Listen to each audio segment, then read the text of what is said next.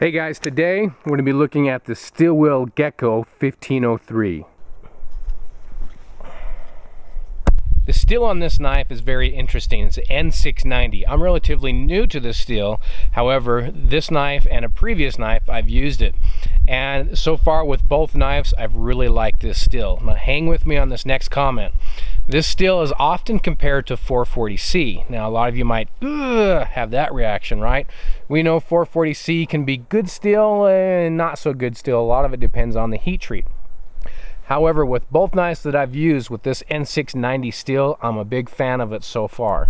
What I find is it sharpens up real easy, but it tends to hold its edge very well. So the ratio you get between the ease of sharpness and how well it maintains its edge is really great in my book.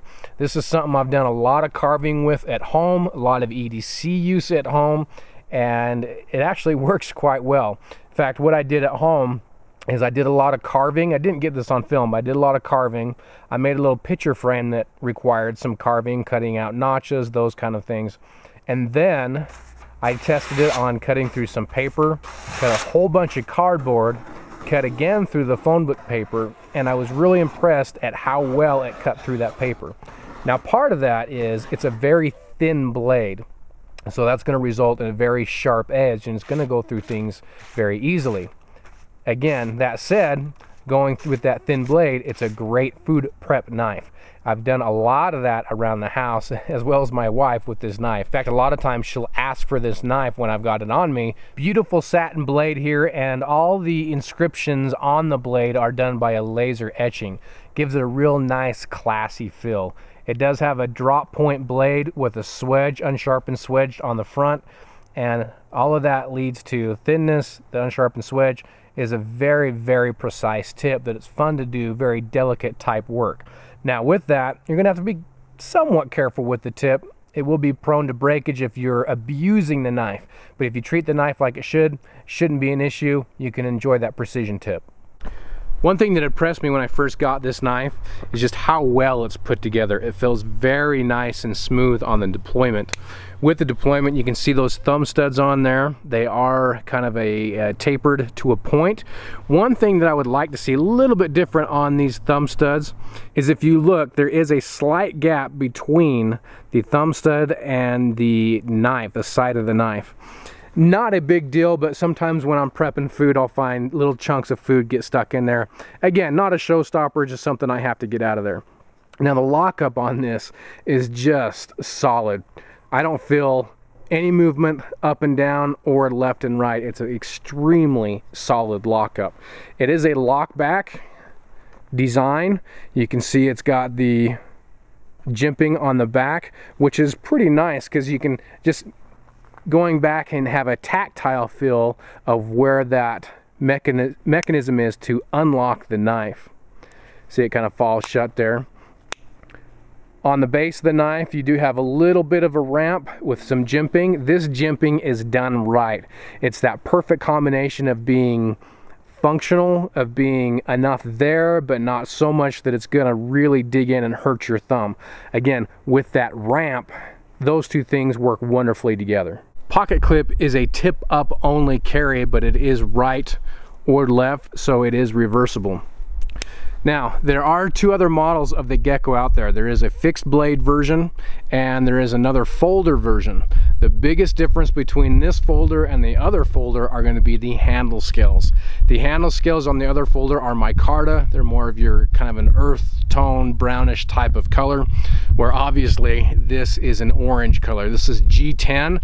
It is not aggressive at all. Personally, and this is just my style, I would prefer more aggressive texturing on these G10 handles. Again, my style. I think a lot of guys will actually prefer that it's somewhat smooth. Now with this orange color, interesting story is a long time ago, I had a buddy of mine, he was buying a knife through me, and I purchased a knife and he says, hey, get me the one with the orange scales. And honestly, my first thought was, why? Well, let me tell you why. Over the years that I've been coming out, I find myself moving more towards high vis colors with certain things, such as rope or cordage, that type of thing, where I'm digging in my pack or if it's on the ground, it's very easily seen. That's the advantage of having a brightly colored handle scales like this, is that if you do drop your knife, this thing's going to stand out like a sore thumb.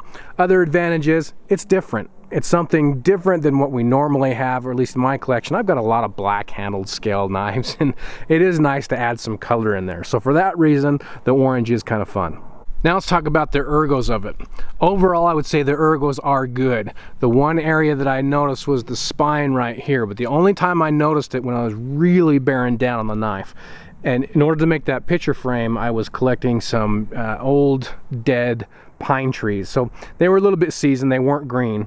They were about this size that I had to cut down. So as I was at the trunk and I was really digging through there to get those off, I could feel that in the palm of my hand. But again, this was only when I was really bearing down on that blade, which I don't think you're going to be doing most of the time. Actually, had I had a saw with me, I was just on a quick trip collecting some wood, I would have used that instead. But it worked, and it was just fine for that short period. Other than that, all the carving that I've done, it works extremely well. Everything else on it is really good. The sides are nice and beveled, and again, on camera, these tend to look pretty sharp, but they don't bug me at all. In my use, don't bother me at all. Moving down the handle, you do have this nice lanyard hole, and the butt of the knife, you've got a point on that, which I kind of like. I just like the design. It works well, flows well with everything else and how this knife is designed, with it kind of coming to a point here. These what appear to be sharp angles, and they are, but again, ergonomically, not an issue. Overall weight of this knife is 6.8 ounces.